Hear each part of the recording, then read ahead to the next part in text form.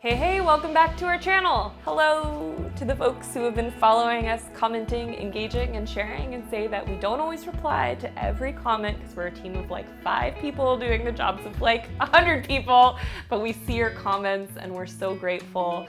And if you don't want to miss a video from us, I just want to remind you that you can subscribe to this channel and also turn on those notifications so you get an alert when we put out new videos like this. I'm Shelby Hartman, DoubleBlind's co-founder and editor-in-chief, and today we're talking about how to come down from a high. So what are we talking about here when we say come down from a high? Well, really there's 2 parts to this. There's the minutes and hours after you've peaked, depending on what drug you've done, which for shrooms will be around hours 3 to 5. And then there's also the days, weeks, and even months following a psychedelic experience. So we're gonna get into what you do right after you've done a psychedelic, but I also just wanna take a minute to talk about the days, weeks, and months following a psychedelic experience. Because a lot of people say that at this time, they experience what's referred to as the psychedelic afterglow effect. This basically is referring to when, after a psychedelic experience, you just are happy and the world just feels lighter and you just feel more aligned. And this does happen for a lot of people. But we also want to name something important, which is that it doesn't always. And classic psychedelics like LSD, shrooms, and ayahuasca are known for bringing content to the surface that's living in your unconscious, and it's not always easy content. Deanna Rogers, a somatic integration coach who I love and who trained under Gabor Mate, often says, specifically in reference to ayahuasca, that sometimes things fall apart before they get better, and you have to be prepared for that. So you don't want to scare anyone or deter anyone from having an experience that they feel deeply called to have. Because as mentioned, oftentimes people do feel lighter and happier too, but I also just feel it's important to say you have to go into a psychedelic experience with your eyes wide open and be prepared for the unpredictable. First things first, make yourself comfy. After a wild ride, it's easy to lose track of your body. So sit down, grab a pillow, stretch, or just take a walk, whatever makes you feel grounded. But oftentimes psychedelic experiences can be highly cerebral, right? Like we're feeling a lot of things and we're thinking a lot of things. And so just gently getting yourself back into the body, if you didn't already start to do that on the journey itself, is a really great way to come down. Stay hydrated. Sorry to tell you the obvious, but dehydration can give you a headache or make you feel dizzy. So pop open a coconut water, make yourself some tea, and just sip on it consistently after a journey. And speaking of food, some folks lose their appetite while tripping, but if you can, grab a little something, especially juicy fruits, because they're hydrating and can give you a boost. In general, I just want to recommend that you prepare as much as you can ahead of time. So if you're tripping at home, which we suggest for people who are wanting to go inward or tripping for the first time, or even just going through a hard time in their life, or even if you're out in nature camping or something, have a cozy setup, right? Clean sheets, snacks that are easy and nutritious to heat up. Oftentimes we're not hungry the whole time we're tripping. So if that's acid, that could be longer than 12 hours. And if it's shrooms, it could be 6 to 8 hours. But when you land, one of the first ways you'll probably know that you've landed, or you might know that you've landed, is that suddenly you're gonna get hit with a wave of hunger. So taking it slow with gentle, nutritious foods, but something that's more substantial than a snack, like a pre-made soup, is a really great way to go. You don't want to be like fumbling around trying to find something to eat when you've just come down from a profound journey. Like you want to have all that stuff ready. One of the most important things as well after a journey is a good night's sleep. And in part, I say this because a lot of times people say like MDMA and LSD are so depleting and I feel exhausted for days after. And it's true that those experiences can be very emotionally intense. And in the case of MDMA, you can also deplete your serotonin.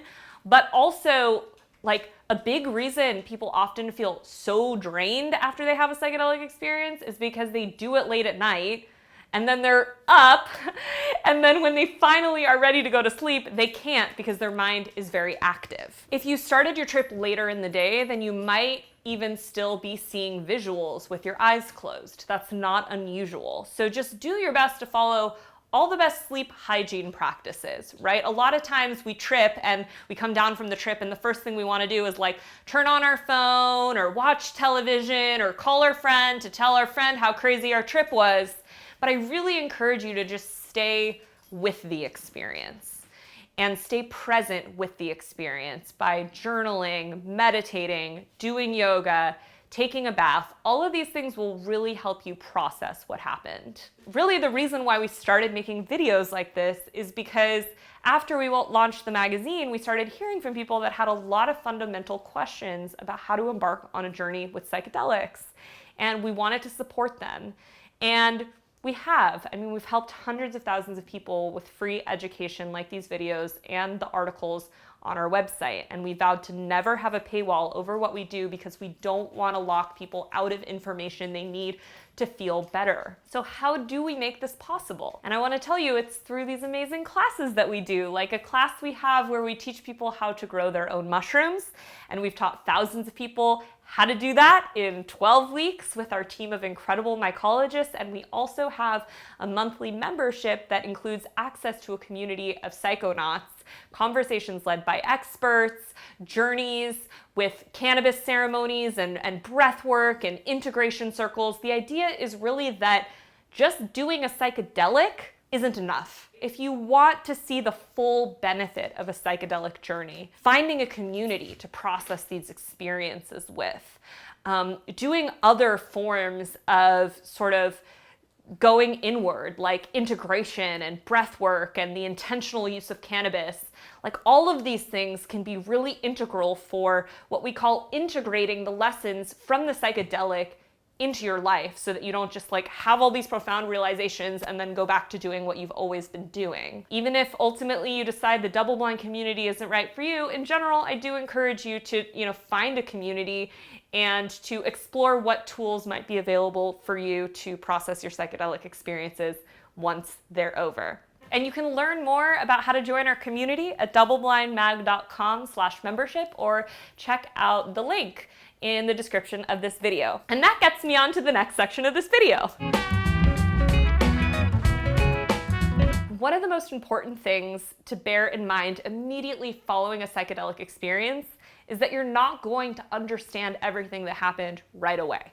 And you shouldn't try. You've already done the work. Hurrah! You got through what might have been an emotional roller coaster.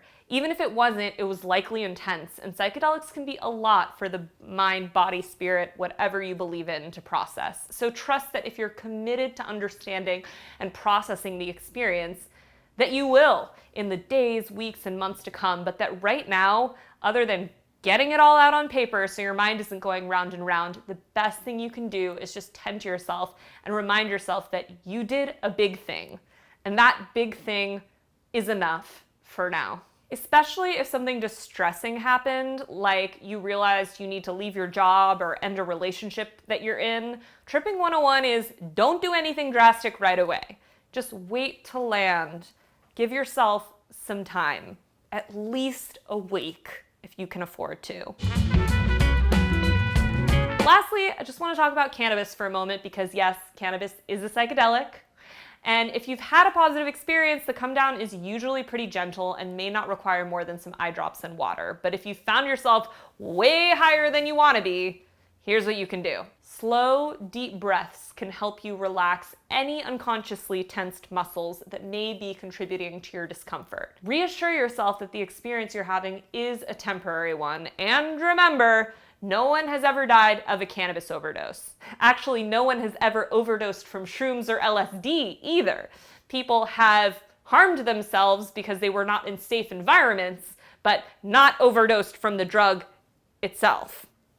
Lastly, I want to add a big disclaimer here, which is that we're not doctors, I'm a journalist, but there are a lot of legal plants that can also be supportive for the Comedown. On the most gentle side, chamomile and lavender are great for anxiety as essential oils in a bath or as a tea, and tinctures like CBD, skullcap, and ashwagandha might also help with anxiety.